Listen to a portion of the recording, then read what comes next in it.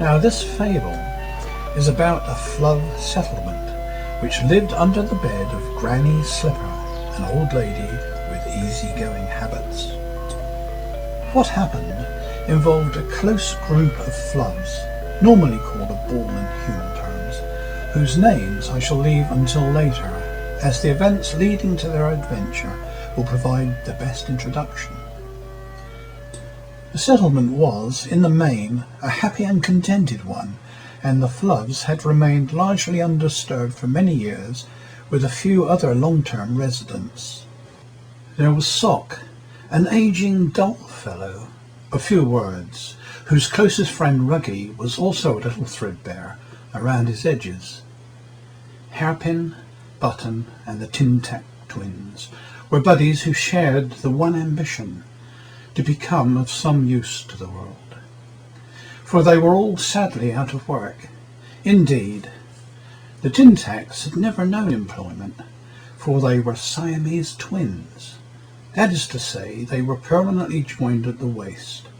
It had been a sad accident in their birth, when they were covered with too much molten metal in the tinning process. They just happened to be touching one another as the tin cooled, and that was that. Although perfectly sharp, with splendid flat heads, they were useless. The workmen laying Granny Slipper's liners so long ago had simply discarded them. They had found themselves, along with Hairpin and Button, in a quiet niche between the bedroom wall and the old bed leg.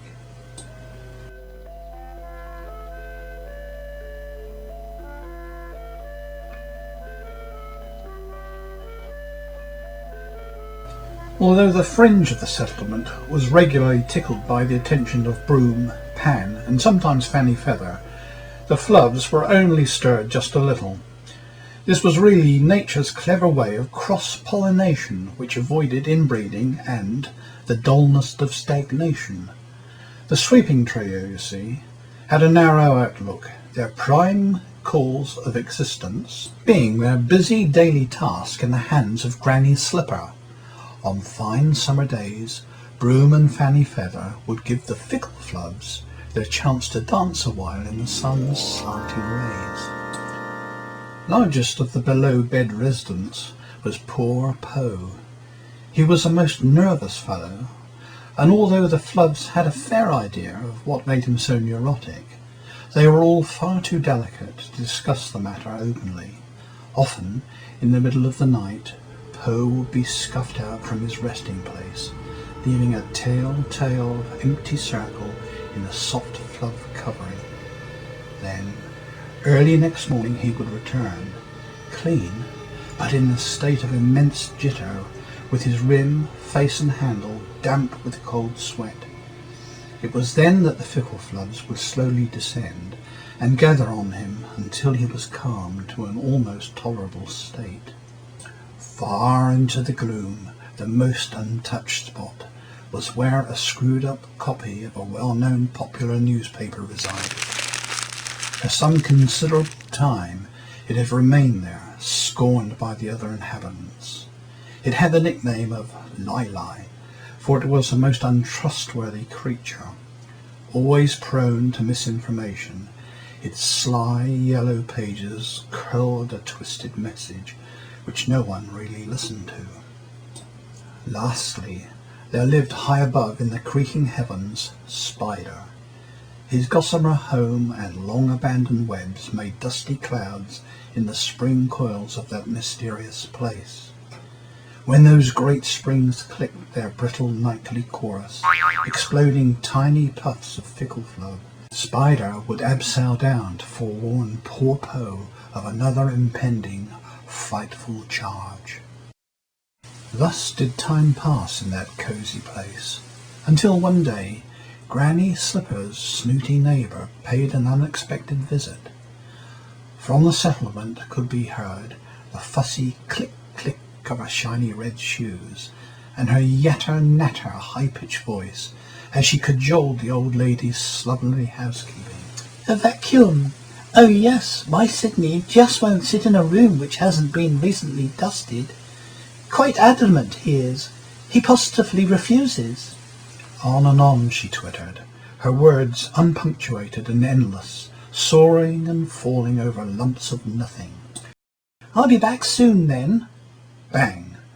The door, the only full stop before that old tranquillity returned. But not for long. An hour or so later, gradually increasing in volume, the natter-yatter was returning. Along the short garden path she came. Then, with a sudden burst, the old door rattled open. Not even a pause for breath. A ratchety click as the 3-pin plug was pushed into an electricity socket, and the voice was competing with the discordant whine of a vacuum cleaner.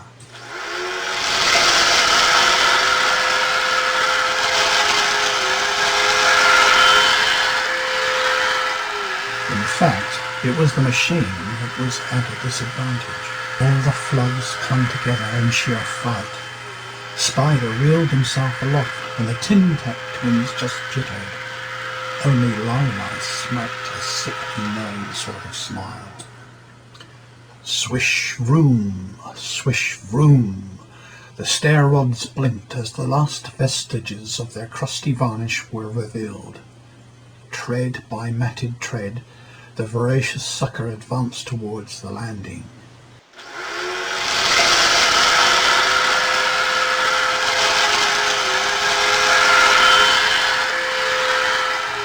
The surrounding air became pungent, warm and dry, as it was forcibly filtered from the dust of years within the machine's collection bag. All too soon that final plateau was reached, and whirling beetle brushes bullied out encrusted grit from the coconut fibres of its floor covering. The cleaner was one of those clever ones with a slit-eyed lamp in front, designed to see into dark recesses. From the lower levels of the settlement, its glow could be seen, growing, fading, under the bedroom door as it was pushed back and forth, slowly advancing.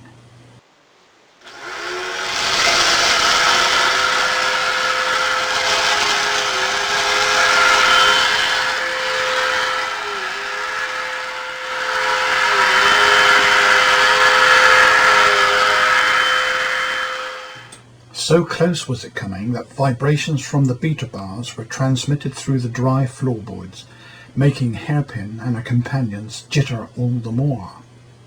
The bedroom door was thrust inward, and with it came the beating, sweeping, cleaning monster, its cyclops eyes slyly searching for every particle of dirt, grime and dust, and with them any unfortunate Fluv which had the misfortune to be in its path.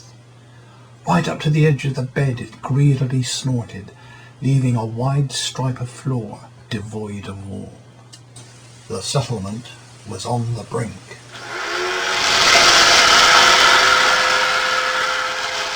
Another thrust, and the monster would be under the bed, gobbling up a Flub community that had taken years to establish.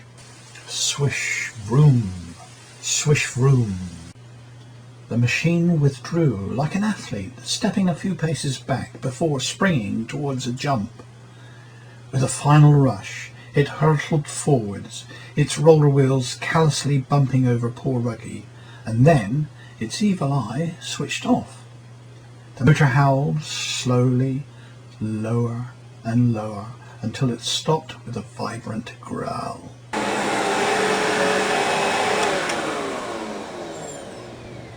However, there was not total silence, for an overstretched electric cable will only cut the power to the appliance. It can't cut out the cackle of the user. Oh, bother, bother, bother! What a nuisance! Just when I was really getting the place spick and span, and now this silly old house hasn't got enough electric sockets, and... Bustling down the stairs she went, her constant commentary still audible to the Fluvs. Listening intently, they were able to glean some disturbing facts concerning the intention of that busybody, as she informed the old lady that, I'll be back tomorrow with my Sydney's extension cable so I can give that frightful bedroom a proper clean and get rid of all that disgusting dust and fluff away from under the bed and—" The poor old lady's feelings were not spared, if indeed considered. The day's light gradually faded beyond the dry-net curtains, and as the western sky grew darker, all shadows blended as one within the bedroom. Eventually, the glow of the old lady's candle warmed the staircase walls as she climbed towards her bed. She had been hurt by her neighbour's remarks, and knew that her set way of life, surrounded by her familiar, simple comforts, may soon be over.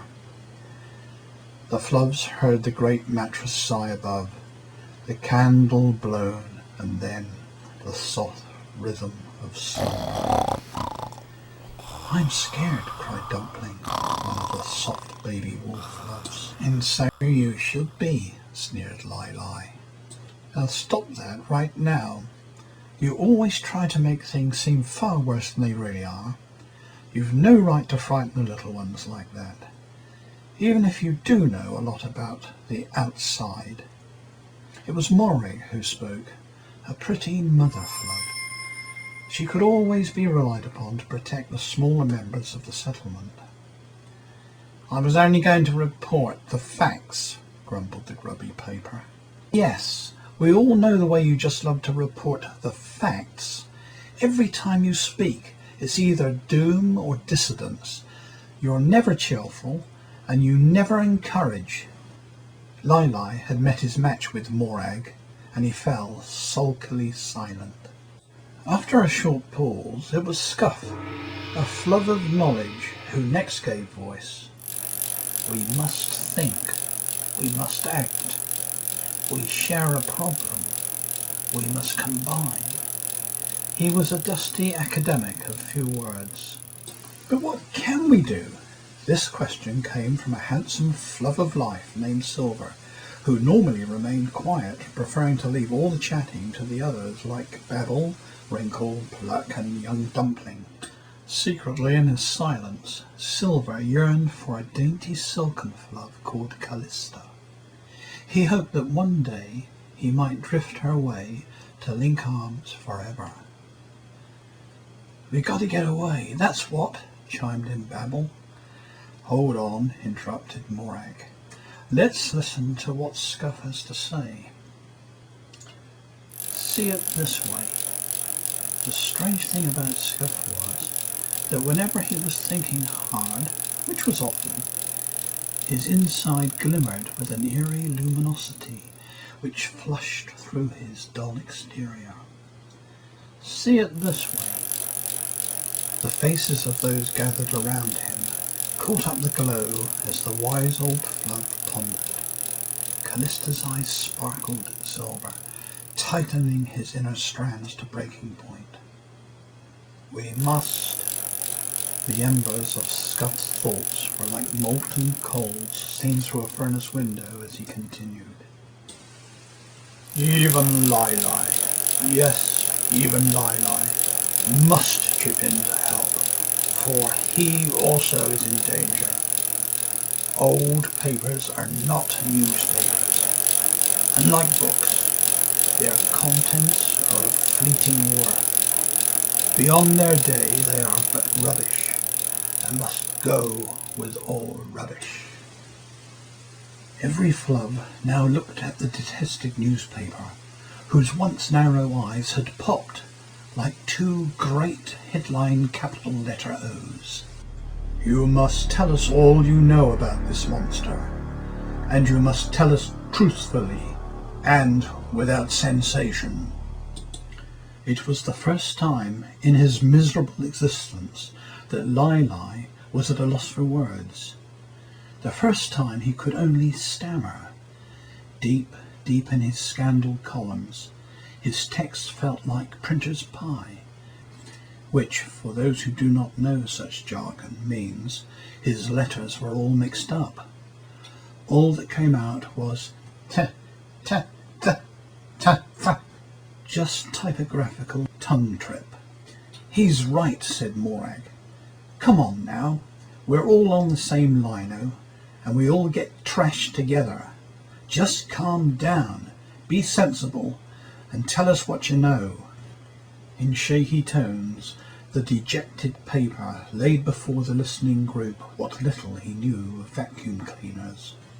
From one of his missing pages, he recalled a small advertisement which had been placed so long ago by a door-to-door salesman to announce intended activities in a certain area.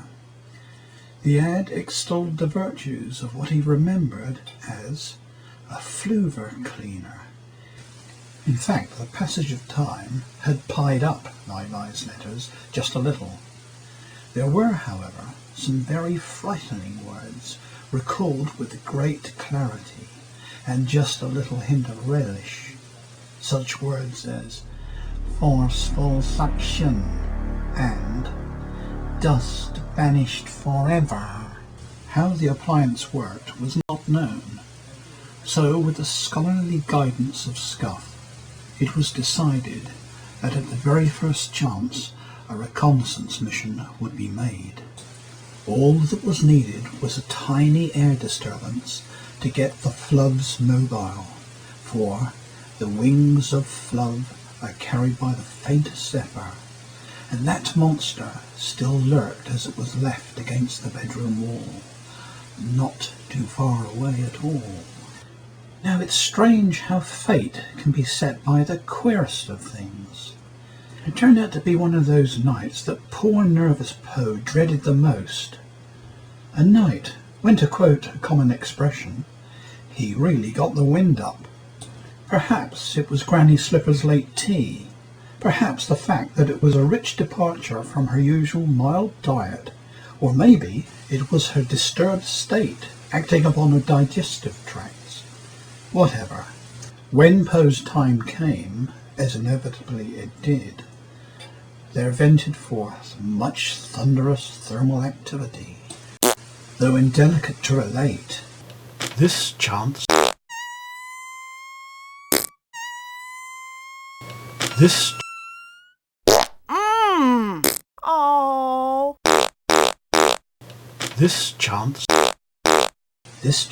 the Fluvs could not miss. First Silver, with a brave wave to Callista. Then Scuff and Babel were away. Flitting up into the swirling eddies of the old lady's wake they spiraled. By careful navigation through the invisible ethers, Silver and his companions made their perilous way towards the great black hulk of the cleaner. Though dormant, it still threatened. It was a dangerous and bumpy trip, the silence often torn by staccato explosions, and then long, soothing sighs from Granny. Poe, all the while, was totally deranged, his protestations echoing hollowly. Sometimes prayers, too, and sometimes curses upon the great Saint Shanks, patron to potters throughout the Western world. The landing was rough, more of a crash landing, really, but the courageous trio found themselves at the overhanging foot of their foe. Fortunately, by this particular wall, there was invariably a draught from under the bedroom door, just enough to float a Fluv, and, with the glow from Scuff's hard thinking, there was light enough to see a little way under the monster's body.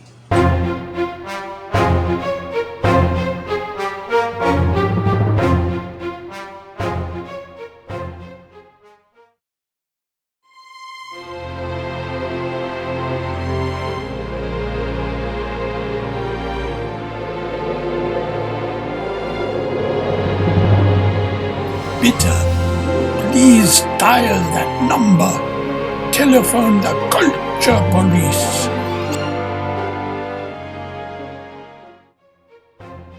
Well, who's going in first? It was a rhetorical question from Silver, who, with an air of determination, was already sliding under the belly of the machine. We're not going under, surely not, pleaded Babel with a fearful look. Why do you think we've come this far, then? replied Silver. Must go under, must go in, said Scuff. Find out. I'll stand guard out here, stammered Babel.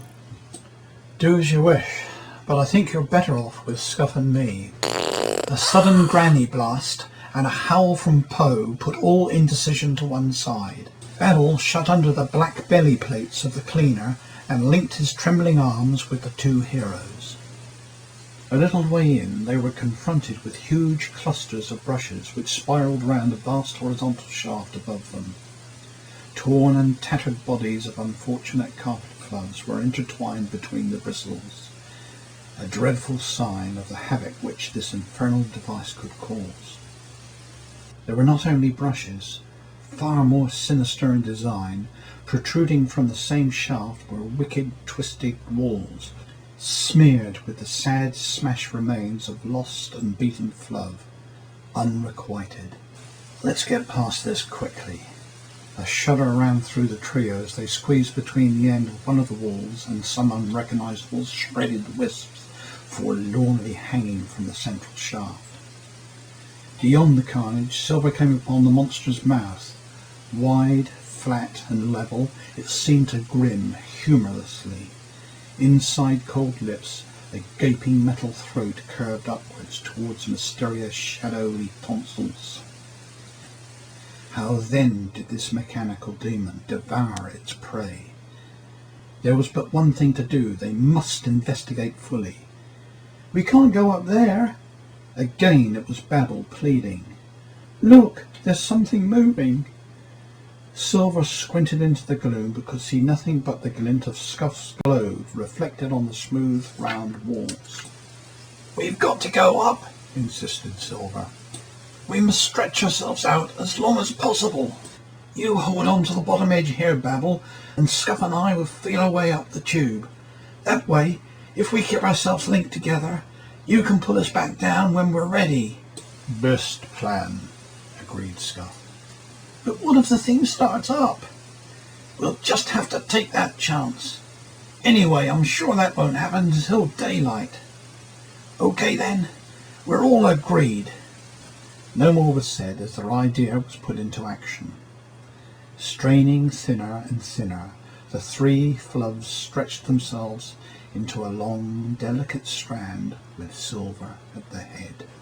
The feat was extremely tricky, for there was no draught here to help them. They relied only on their reserves of static energy. This was a dangerous position to be in, for one false move, such as touching something negative or too solidly placed, and their powers would be grounded. They would be earthed and helpless until they were swallowed by the monster, or, if luck would help them, some freak breeze carried them away to recharge their coils. Reaching ever upward, Silver, now a two-strand sinew, waved inquisitively from side to side. Like a mesmerized cobra, but much thinner, he sniffed the choking atmosphere.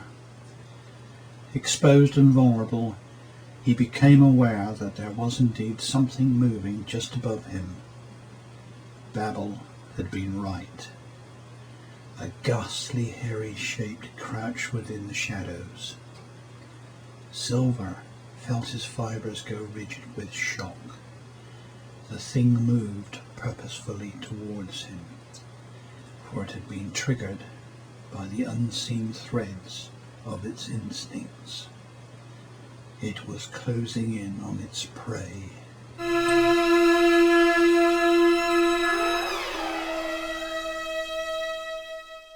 My word, you've changed. Been on a diet, old love. Spider! Exclaimed Silver, half in relief and half in exasperation. What the devil are you doing here? It got terribly vulgar. It was all a trifle sudden, you know. Spider was not the common specimen normally found in households. He was far better bred, and could trace his lineage back to the times of the pioneer entomologists. In fact, he had been overheard to tell of an ancestor who was the prized living specimen at a lecture given by none other than Charles Darwin. In more recent times, a great uncle of his had resided with the famous N. Coward, which may account for Spider's rather affected accent, although he did drop an occasional H in unguarded moments. I thought I'd vacate my darling little web and simply pop over to have a peep at this fascinating contraption. Get myself away from that frightfully coarse, unmentionable fracas. You frighten the living daylights out of me. Terribly sorry, old love, but I never really expected to see the likes of you in a place like this. The trouble with this affectation was that it did not really suit Spider's appearance. For all the while he was using his high-flown speech, his close-set beady eyes, crowned by a fringe of gingery bristled brows, bore relentlessly into the object of his attention. Meanwhile his busy little legs, like so many fingers, were constantly working this way and that, either deeply picking his nose or jiggling something hidden in his nether regions. The whole effect was rather disconcerting to whoever he addressed, which resulted in some of the younger Fluvs nicknaming him Bogey Balls, and others hurriedly making excuses to depart. Silver, however, had known Spider for such a long time, and was quite used to his eccentric ways. He was able to enjoy his company for lengthy periods, feeling perhaps a little sorry for this solitary character. What's happening? Gurgled Babel. It's all right, whispered Silver. Come on up. We have a friend. Grasping one of Spider's legs, Silver slowly recoiled himself, pulling his two companions up into the narrow slot which he occupied. It was a curious space. One vertical wall, which curved away for a short distance, was set against an arcing floor, which in turn met a sloping ceiling. This ceiling was also curved to match the first wall to which it joined above. The enclosure was roughly triangular and open at both ends. Spider, who had already explored this region, was the first to remark on its peculiarity. Most unnatural, this. Deplorably cunning and man-made, you know, old loves.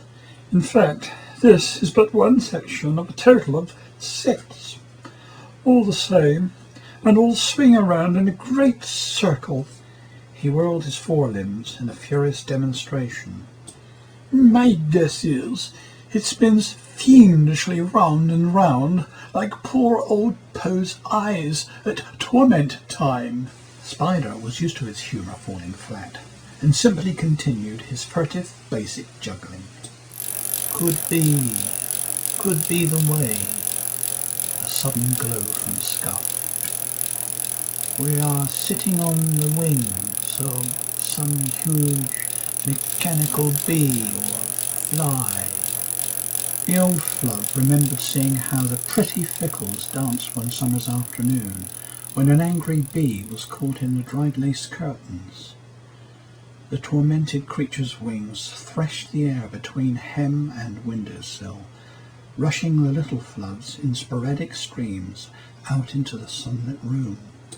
Wings spin, Fluvs sucked. That's it.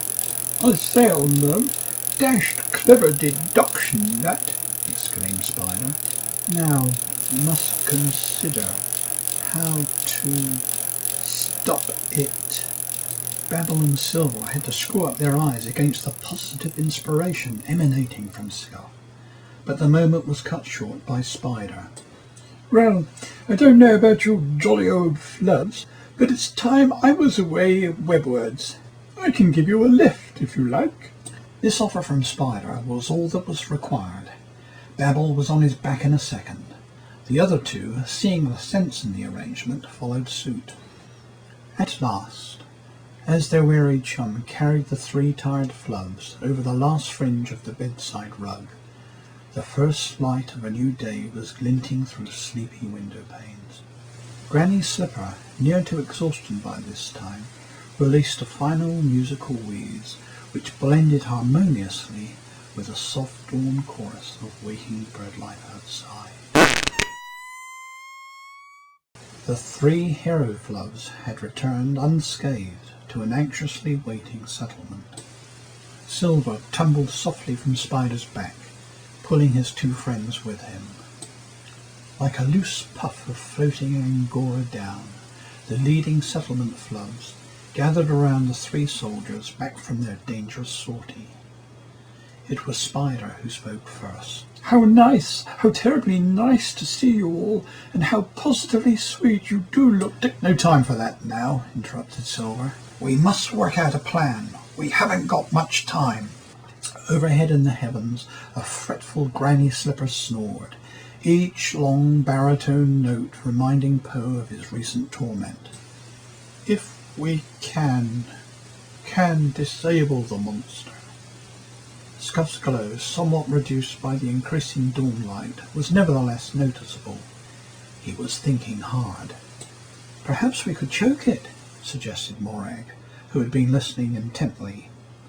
Their musty companion Sock intervened. He suffered badly from clogged nasal tracts, a legacy from the old times when, with his brother, he had been abused by his owner. A nephew of the old lady, Brian, had been a lazy lad of 17 with rather ripe feet and a preference for rubber-soled tennis shoes. In the sticky summer months when he used to visit his aunt, the 2 Sock brothers were stifled for long periods. Even at night he wore them to bed. Eventually Sock's brother could take no more, and he ended it all. He fell in the path of a similar vacuum cleaner to the one now under discussion, and, although no harm was done to the cleaner, he was shredded beyond darning. It was with this knowledge that Sock now continued. "The OD dig do would be to use subdig, small and hard." "We don't mind helping," chimed in the Tin Tacks, seeing a chance at last to be of use. All eyes turned towards the corner bedlick where they resided. "Think well before you volunteer," warned Silver. "It would be almost certain death." "We know what can happen, but we're ready to try anything." "Right," said Silver.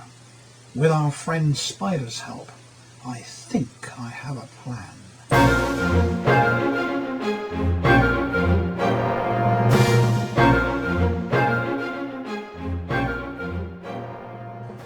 It was around 10 o'clock on that bright morning that Miss Snooty Shoes returned, carrying in one hand her precious crocodile skin handbag, and in the other a neat coil of electric cable.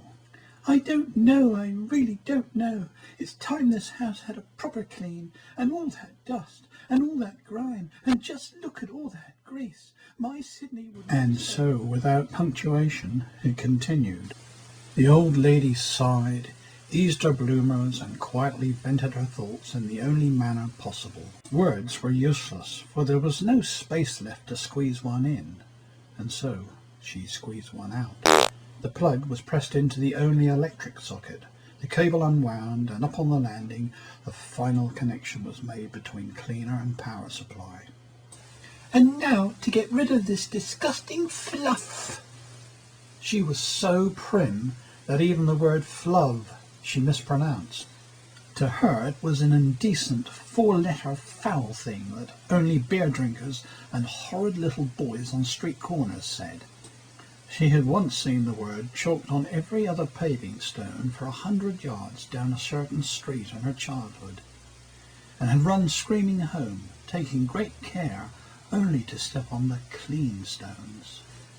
The word, and worst of all what it meant, had haunted her ever since throughout her screwed-up life. She often dreamed that she was rolling naked and sweating in a vast bathtub of the stuff, the nightmare being the fact that she was enjoying it. On waking from such dreams, she would immediately take a cool shower, avoiding the bath at all costs, then adorn herself in the severest thorn-proof underwear from knees to neck. This she would cover with an outer layer of sober suiting, cut to the appropriate style for the sake of appearance. Thenceforth, hand-washing and much dousing in the southerly regions would be the order of the day, until her drastic self-atonements cleaned her thoughts. Or perhaps it was just the moon's changing phase that rearranged her hormone balance. Today was a thorn-proof knicker day. With a vicious snap of her shiny shoe, she switched on the cleaner, preparing to purge herself and all within striking distance. The monster snarled into life.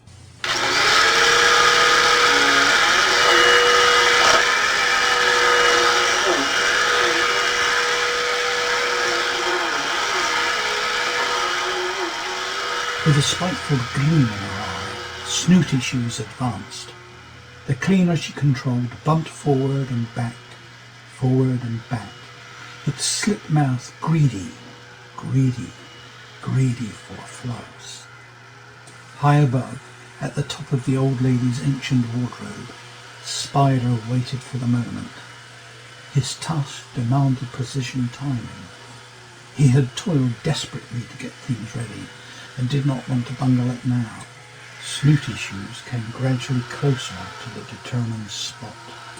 Spider's beady eyes watched over the cornice rim of the wardrobe, his nervous habit becoming a frenzy of anticipation. At times like this, he could be described as a juggler with more arms than balls. Out in the open, the Tin Tac twins clung even closer to each other, their fate now cast. Spider, with great effort, had manoeuvred them to a position alongside Ruggy the Rug, where his frayed edges camouflaged their presence. There was no turning back. Over Ruggy's edge the cleaner came, half on him and half on the lino, almost up to the twins, and then it was pulled back. This was Spider's moment. He cast off the two holding strands of web, a great bundle consisting of all the settlement's founder Fluvs, many dead and many dried flies from Spider's long-forgotten larders, and as much grime and dust which could be gathered together in the time available, floated gracefully curving down, suspended by long strategically placed webs. It was designed to meet the enemy head-on. Snooty Shoes, so intent on her task at floor level, did not see how beautifully the intricate pouch blossomed open as it floated down, dead on target. At the exact moment that the cleaner inhaled the twins, Spider's clever net burst smack in the little lady's face. The twins, first caught up by the cleaner's revolving brushes, were propelled straight into its throat, where they wedged in the blades of the impeller. This most important part of the works was not intended to cope with such items as Siamese tin tacks, resulting in blade fracture. The momentum of its motor threw the broken blade into the dust collection bag, tearing a huge gash in its side.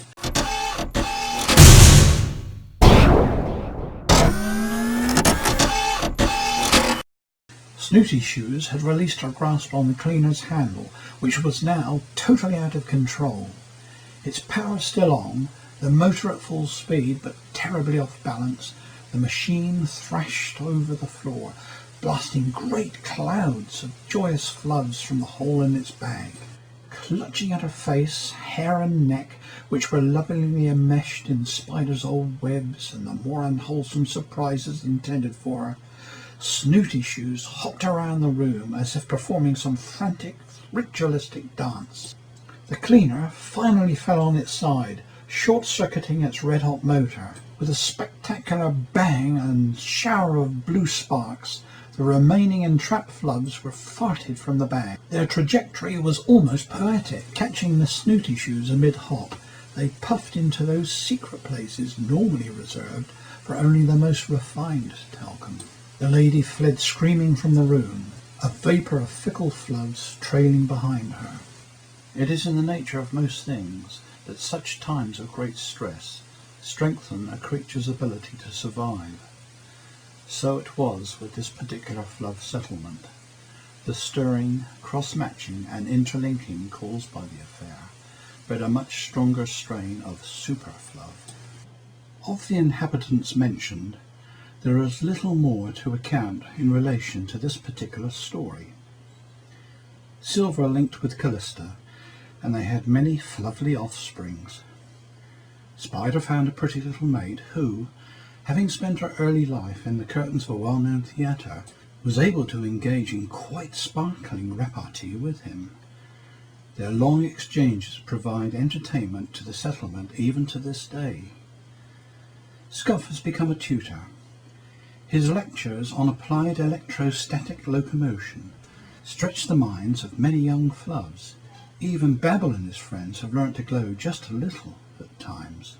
The most happy outcome of the tale is that there are now 3 separate constructive residents in Granny Slipper's room. Poe has been placed in a position of great honour, no more than nightly terrors for him, for he now contains a beautiful busy lizzie plant and sits happily in the sun on the windowsill. The other 2, believe it or not, are the tin tacks.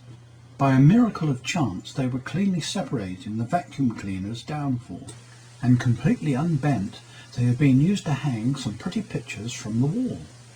Their great ambition is now achieved. Granny Slipper is now visited by a kindly old gentleman of her own generation, who brings her little gifts and is handy around the house. It was he who discovered the twins and put them to such good use.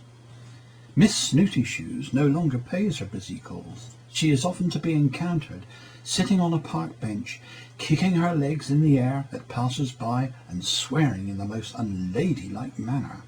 "Hello, old Fluv. Oh, Fluv, Fluv, Fluv, Fluv." She has completely gone to pot, and if you ever come across her, my advice is pass on by.